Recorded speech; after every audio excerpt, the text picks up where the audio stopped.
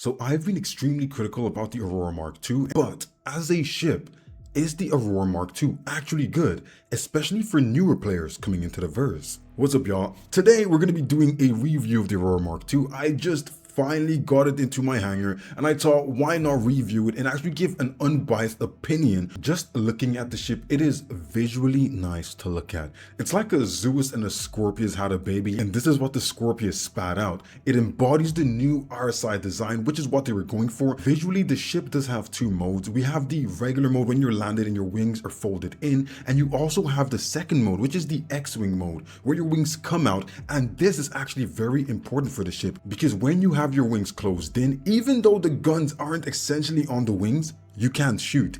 You can only shoot with the ship when the wings are out, which might cause problems for some people, but for me, it's not that big of a deal because this ship's actual open state doesn't interfere with your landing. So you can have your wings open and it doesn't interfere with your landing gear or anything like that, so it's not a big deal. The ship does have physicalized components. As we've seen with a lot of new ships coming out, they are up to standard right now, and that is physicalized components. So switching things out on the go is really easy for this ship. So you can actually see your components, take them off, and put new things in if you find something that you don't want to transport home. And we also have the storage space. And look, as a Aurora Mark I connoisseur, I tried to snap my cargo onto the back of the ship. It doesn't work like that. This actually has two drop-down elevators where you can actually store your cargo, and these things are actually very important for the utility you get out of the ship, because if you think about it, no ramp, just straight up you can get your cargo. This means if you're someone like me who likes to loot a lot, you can actually just put everything beside your ship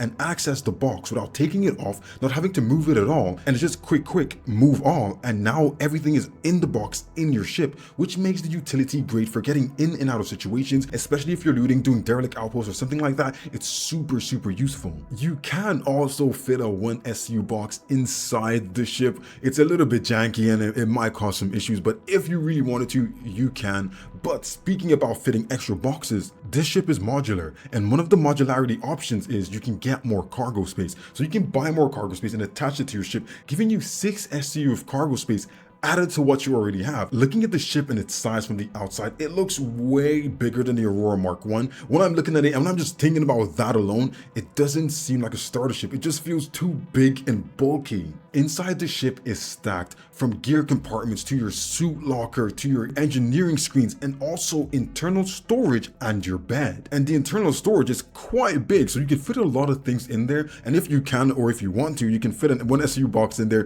to move things to that box and take it out. So it's really nice, and I do like the utility. I will say, look guys, the inside of the ship is cramped. It feels very claustrophobic, and in my opinion, it feels more claustrophobic than the Aurora Mark I. The Aurora Mark I had some sort of like space to it. It felt like there was space in it. In here, it does feel a little bit claustrophobic, but they did fit in so many things and has everything you need. You could quite literally live on this ship and you'd have no issues as long as you're a solo player and you don't want to bring anyone home with you, because look, the inside, it's quite small. If we're talking about the Aurora Mark II combat-wise, I felt the ship is average, which is a good thing because it's a starter ship. It feels way slower than I expected. The SEM speed, the nav speeds, those are fast. But when it comes down to your combat speed, your rolling, your tilting, your pitching, everything like that felt a little bit slower than I expected. From looking at it, I felt like this thing should be a comet. It should be fast.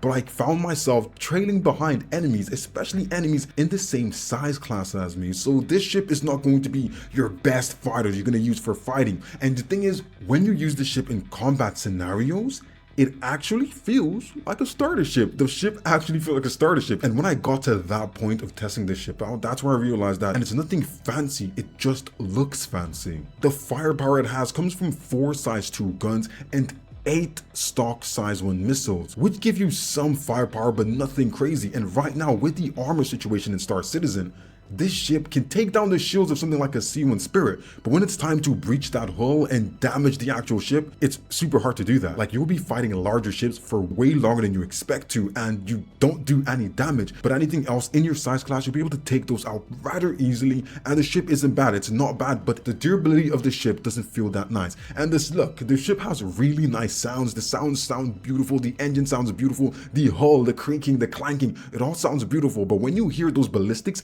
hit that hull, you know something is red. You know your ship took a lot of damage. It is a starter ship, it is a smaller ship, so it does feel very, very squishy. But if you're a good pilot, you can kind of use this thing and not get hit at all. In saying all of that, the ship also has a combat mod where you can add more missiles to your ship, and you can pretty much make this thing a freaking missile boat. So imagine you have a bunch of these in like an Aegis or something, and you can literally just fly out and they will have so many missiles. And I can see these things becoming a problem if you have them in a big fleet of ships. With that combat module, they could be really, really dangerous. One of the things I found about the ship that I really liked was the fact that during any fights and any battles, as I said, the ship is a little bit squishy.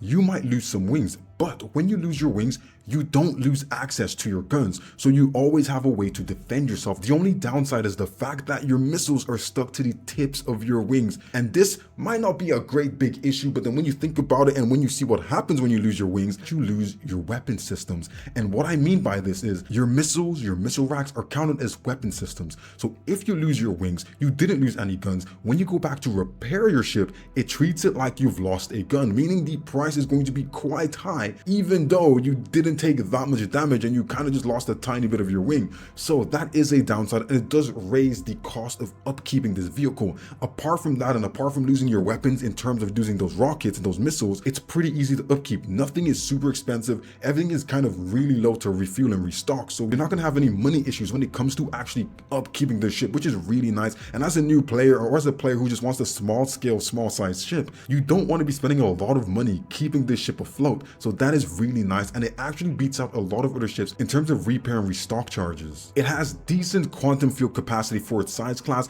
Its hydrogen fuel is pretty nice. It's got like 10 million hydrogen fuel, which is pretty awesome. So if you just want to go out sightseeing and things and you want to fly in atmosphere, whatever, you have a lot of hydrogen fuel for that. So that's a really nice thing. And that's the thing, when you're a new player, or if you're someone who likes ships like this, you're going to actually be doing a lot of exploring, and you're going to be doing that with your hydrogen fuel. So not having to go back and restock that is pretty awesome. So when we look at all of that overall as a ship, with its day-to-day utility and all the things you get from it, the fact that it has all the new features in Star Citizen right now, all embodied and all capsulated inside this vessel, this ship beats the Aurora Mark 1 outright. There's nothing, like there's no way you can put these beside each other. And I think that's what they were going for. That is the reason, that is the cause. Like, that's why they made a Mark II. I still feel like it doesn't embody the look and the feel of the Aurora, but it definitely does achieve way more than the Mark I does. So as a ship, it is way better than the Mark I. So if you're looking to buy an Aurora right now, before the Mark I stops being made,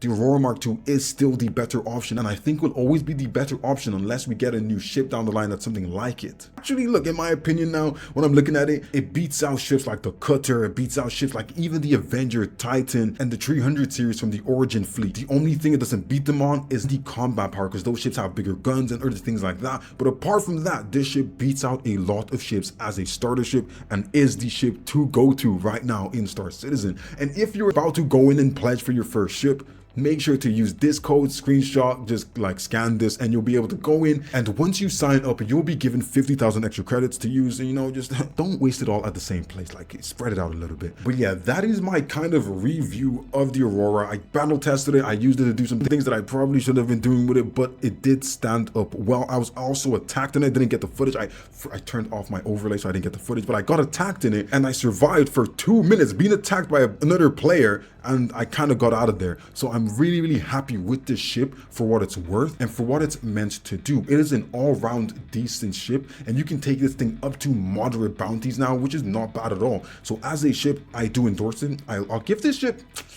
I don't know, I give it a 7 out of 10 for everything it's worth and for what it should be doing. A 7 out of 10. I would give it a higher rating, but just the fact that when you lose your wings, the price of repairing goes way up is a little bit annoying. Some things are stuck onto the ship a little bit too jankily for me, like the weapons seem like they're floating there, and the fact that the freaking missiles are at the very tips of the ring, I'm like, you could have put them anywhere else. But apart from those nitpicks, it's a really nice ship. But let me know your opinions about the ship. Let me know if I missed anything that should be in a review of the ship, and we can have a conversation about that. But yeah, don't forget, if you like this review, make sure to leave a like and a subscribe. I know this is a little bit unorthodox, but this is just a review in terms of how you would use this ship, and not just all about specs. It's about utility, not what it has on paper. And the thing is for me is I like to come at things like that. It's not about what they expect it to perform like, it's about what does it actually perform like in the verse when it's in your hands. So everything I've said today is basically just all my experiences with the ship, using it out there, field testing this thing, not just looking at specs, not looking at the paper. I'm just looking at what it actually does when it's out there performing. But yeah, let me know your opinions and I'll see you guys on the next one.